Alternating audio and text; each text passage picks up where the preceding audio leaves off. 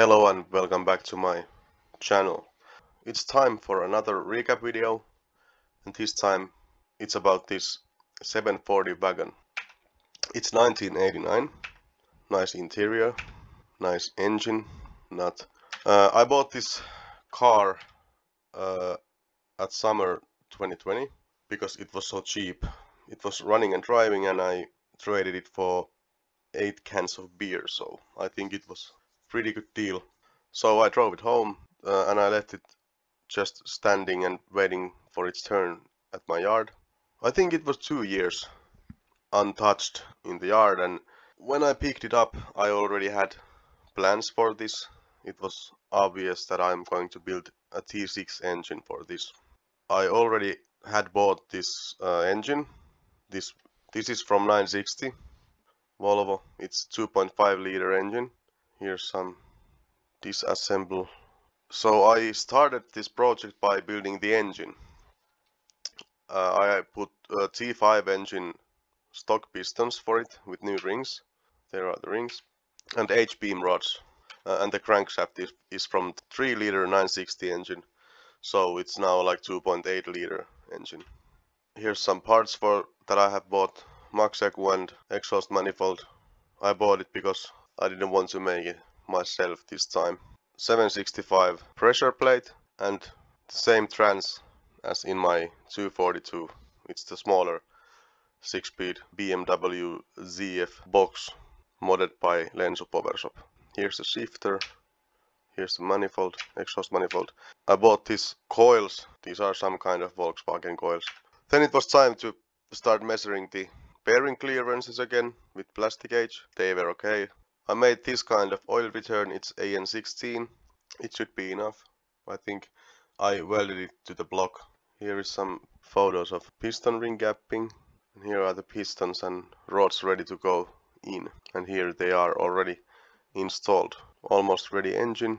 This is for my oil cooler. I made this, I had it laser cut this flange. But then I got these 45-degree connectors. And that's the circulation for oil cooler. Here is the flywheel installed with clutch. In this setup I have used 6-pack sintered clutch plate. Here's the whole drivetrain. Here's some welding stuff for my turbine housing. So I had the engine ready for install, but then I had the idea that I want to have the car inspected with the old engine. So it was time to get the car started.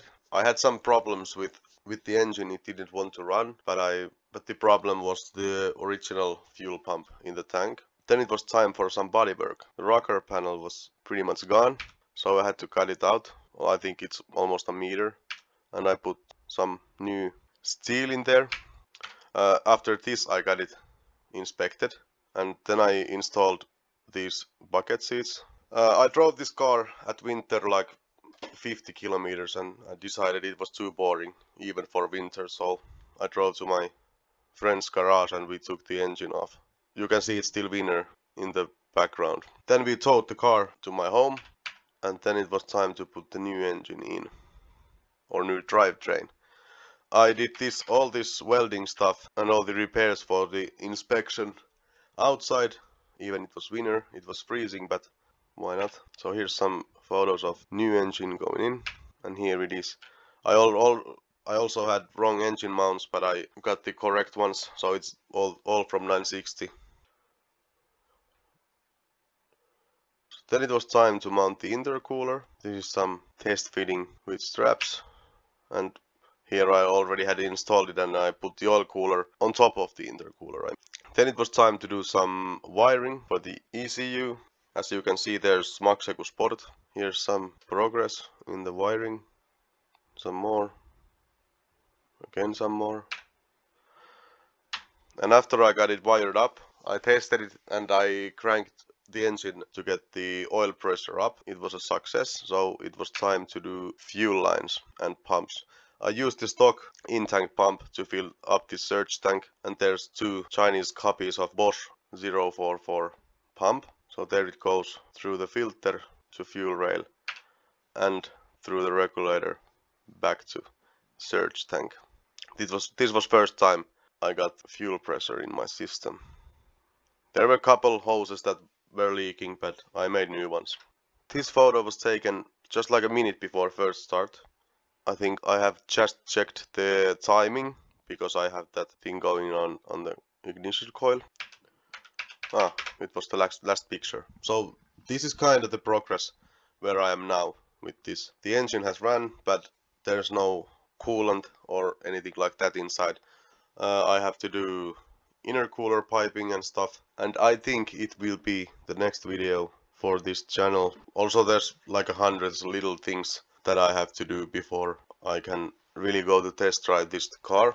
Intercooler piping, exhaust pipe, drive shaft at least, and much more that I can't remember right now. But hey, this was another recap video from one of my builds. If you're interested content like this, please subscribe to my channel and like the video and leave a comment below, and we'll see you in next video. Bye.